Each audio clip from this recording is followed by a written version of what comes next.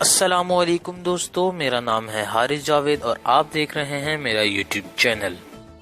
تو دوستو، یہ ہسٹری آف عثمان غازی کا 4th اینڈ لاسٹ پارٹ ہے۔ اس پارٹ میں آپ کو عثمان کی سلطنت، اس کی زوجہ اور اس کے ذاتی اوصاف کے بارے میں بتاؤں گا۔ اگر آپ کو یہ ویڈیو پسند آئے تو ویڈیو کو لائک کریں، اس پہ کمنٹ کریں اور چینل کو سبسکرائب کریں۔ تو آئیے چلتے ہیں اپنی آج کی ویڈیو کی طرف۔ عثمان دولت عثمانیہ کا پہلا تاجدار ہے، اس بنا پر عموماً اس کے نام کے ساتھ سلطان کا لقب بھی شامل کر دیتے ہیں، لیکن خود اس نے اور اس کے بعد اور خان اور مراد اول نے صرف امیر ہی کا لقب اختیار کیا۔ ارطغرل کی وفات پر ان کے مقبوضات کا دائرہ سغوت، اس کے شہر اور چند مواضعات پر ختم ہو جاتا تھا۔ عثمان نے اپنی 26 سال کی حکومت میں اس دائرے کو جنوب میں کوتاہیہ اور شمال میں بحر معمور اور بحر سود کے ساحلوں تک وسیع کر دیا۔ اس کی قلم رو کا طول تقریباً 120 میل اور عرض تقریباً 60 میل تھا۔ آبادی صرف ترکوں پر مشتمل نہ تھی بلکہ بیشتر علاقے چونکہ سلطنت بازنطینی کے ایشیائی مقبوضات سے حاصل کردہ تھے، اس لیے آبادی میں ایک بڑی تعداد یونانی اور سلافی باشندوں کی بھی تھی جو بخوشی مسلمان ہو کر ترکوں میں شامل ہو گئے تھے۔ ایور سلے لکھتا ہے کہ یہ عیسائی کسی جبر سے اسلام نہیں لائے، کیونکہ تاریخ میں نہ تو قیدیوں کے قتل عام کا کوئی ذکر ہے اور نہ بحیثیت غلام انہیں فروخت کرنے کا، بلکہ ان کے اسلام لانے کی وجہ یہ ہوئی کہ قسطنطنیہ کے یونانیوں نے جو فطری طور پر ان کے محافظ تھے انہیں چھوڑ دیا تھا۔ اسلام میں داخل ہونے کے بعد فاتح اور مفتوح کے درمیان شادی بیاہ کے تعلقات بھی قائم ہو گئے اور دونوں کے میل ملاپ سے ایک نئی نسل تیار ہونے لگی جو دوسری ترکی ریاستوں کے باشندوں سے بہت کچھ مختلف تھی اور اپنے آپ کو عثمانی کہتی تھی۔ مورخین کے نزدیک یہ مسلم حقیقت ہے کہ ارطغرل اور ان کے ساتھی ایشیائی کوچک میں داخل ہونے سے پہلے ہی مسلمان تھے۔ ارطغرل غازی اور عثمان خان ایک دیہاتی سرداروں کی حیثیت سے سوگوت میں سیدھی سادی زندگی بسر کرتے تھے اور ان کے تمام حوصلے اپنے چھوٹے سے گاؤں ہی تک محدود تھے۔ ان کے تعلقات اپنے پڑوسیوں کے ساتھ بالکل صلح و دوستی کے تھے۔ نشری کا بیان ہے کہ اس ملک کے مسلم و کافر دونوں ارطغرل اور ان کے بیٹے کی عزت کرتے تھے۔ 698 ہجری 1290 عیسوی سے 699 ہجری 1300 عیسوی تک وہ اپنے مقبوضات کو وسیع کرتا جاتا ہے، یہاں تک کہ اس کی سرحد بازنطینی علاقوں سے مل جاتی ہے۔ اس کے سپاہیوں کی تعداد 400 سے بڑھ کر 4000 تک پہنچ جاتی ہے۔ ہم ایک قوم کا ذکر سننے لگتے ہیں جو ترک نہیں بلکہ اپنے سرداروں کے نام پر عثمانی کہلاتی ہے۔ اس سردار کا نام خود بھی اس کی قوم ہی کے نام کے ساتھ ظاہر ہوتا ہے۔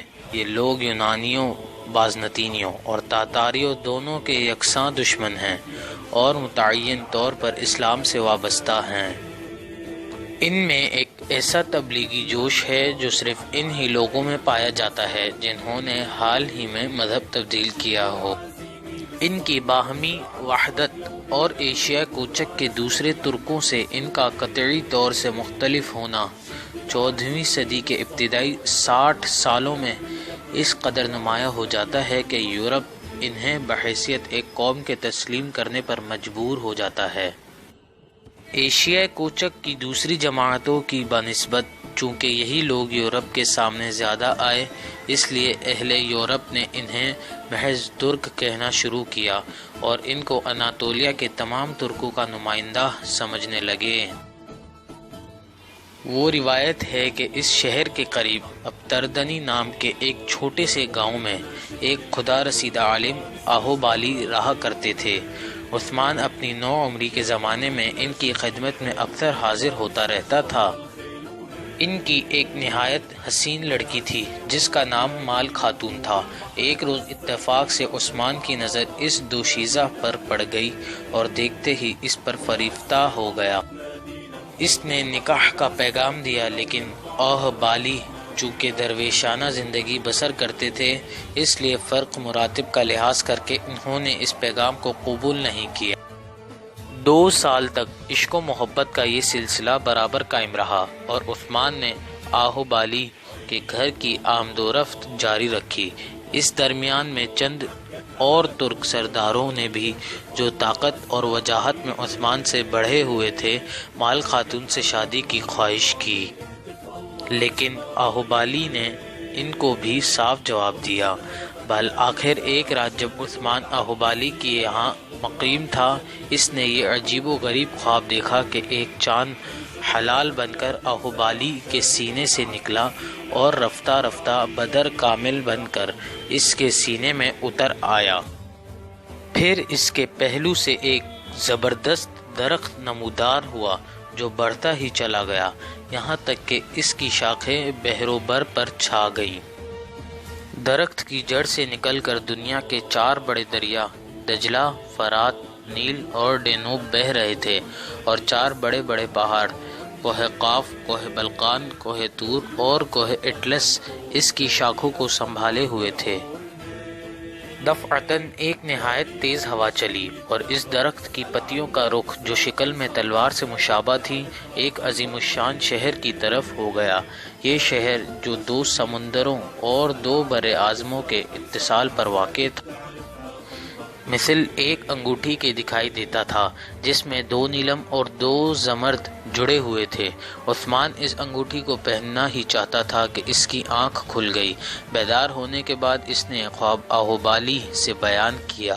آہوبالی نے اس میں عثمان کے شاندار مستقبل کی تعبیر دیکھ کر نیز اسے ایک اشارہ غیبی سمجھ کر مال خاتون کو اس کے نکاح میں دے دیا۔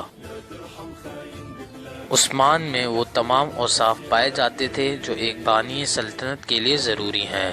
اس کی ہمت اور شجاعت غیر معمولی تھی، اسے قیادت کا ملکہ خداداد حاصل تھا۔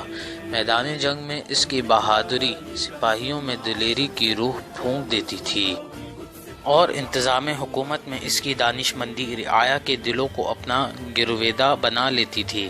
اس کے عدل و انصاف کی شہرت تمام ملک میں پھیلی ہوئی تھی۔ اس کی عدالت میں ترک و تاتار، مسلم و عیسائی سب برابر تھے۔ رعایا کی بہبودی اس کا نصب العین اور ملک کی خوشحالی اس کا مطمع نظر تھا۔ قرون اولیٰ کے مجاہدین کی طرح اس کا طرز زندگی نہایت سادہ اور نمائش سے یکسر پاک تھا۔ دولت اس نے کبھی جمع نہیں کی۔ تمام مال غنیمت غریبوں اور یتیموں کا حصہ نکالنے کے بعد سپاہیوں میں تقسیم کر دیتا تھا، یعنی شہر میں اس کے رہنے کا جو مکان تھا، اس میں سونے، چاندی یا جواہرات کی قسم کی کوئی چیز بھی اس کے مرنے کے بعد نہیں ملی۔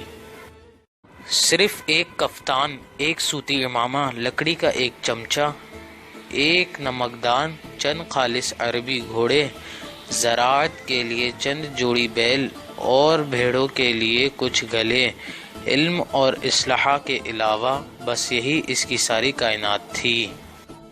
چنانچہ تخت نشینی کے موقع پر جب اس کی تلوار جو ابھی تک محفوظ ہے اس کے جانشینوں کی کمر سے باندھی جاتی تھی، تو ساتھ ساتھ یہ دعا بھی کی جاتی تھی کہ خدا اس میں بھی عثمان ہی جیسی خوبیاں پیدا کرے۔ عثمان نے اپنے ابتدائی عہد حکومت میں ایک مسجد اس شہر میں تعمیر کرائی جو سلطنت عثمانیہ کی پہلی مسجد ہے۔ تو دوستو، آج کی ویڈیو ہماری یہاں پہ ختم ہوئی اور ہمارا عثمان کا چیپٹر بھی کمپلیٹ ہو گیا۔ تو دوستو ملتے ہیں نیکسٹ ویڈیو میں، جب تک کے لیے اللہ حافظ۔ السلام علیکم ورحمۃ اللہ وبرکاتہ۔